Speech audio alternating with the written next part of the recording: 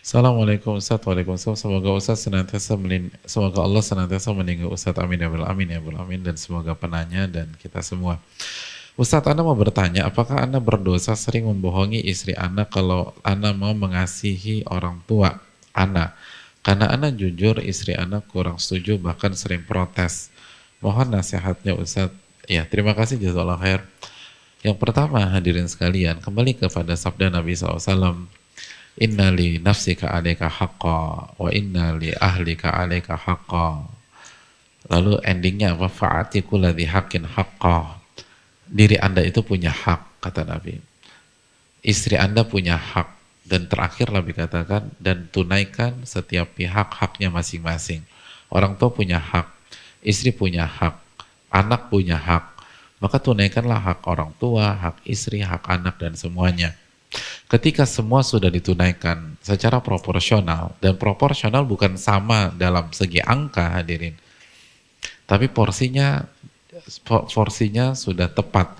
Porsi orang, sebagaimana porsi anak kita yang kuliah semester 8 dengan anak kita yang kuliah TK 0 besar, nggak mungkin angkanya sama.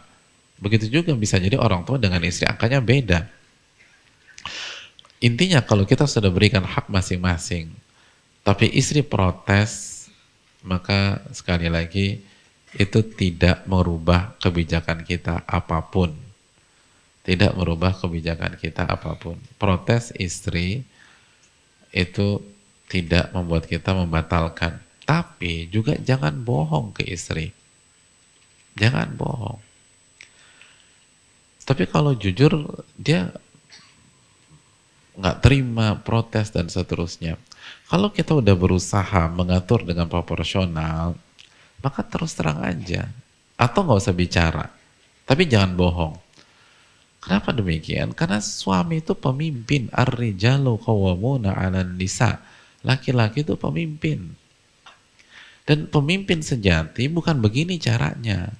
Pemimpin sejati itu bukanlah orang yang takut diprotes sama bawahannya sehingga dia harus berbohong. Justru dia harus mengkondisikan orang-orang yang ada di bawah dia dan dia terangkan.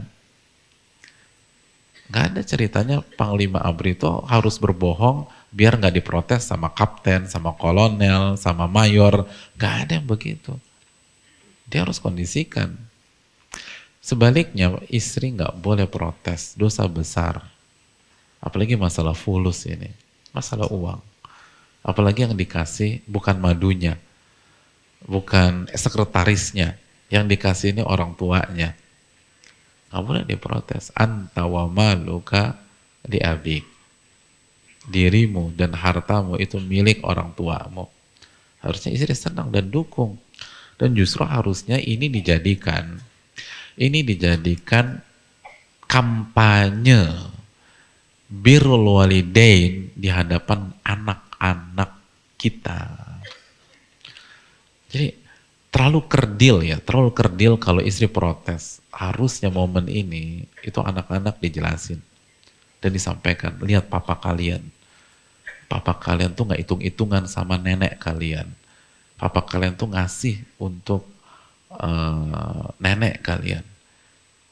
Bahkan papa kalian lebih banyak kasih nenek daripada kasih ke mama kalian, gitu. Itu orang cerdas gitu. Jadi goalnya apa sih? Dan ini yang dengar anak-anak laki-laki nih.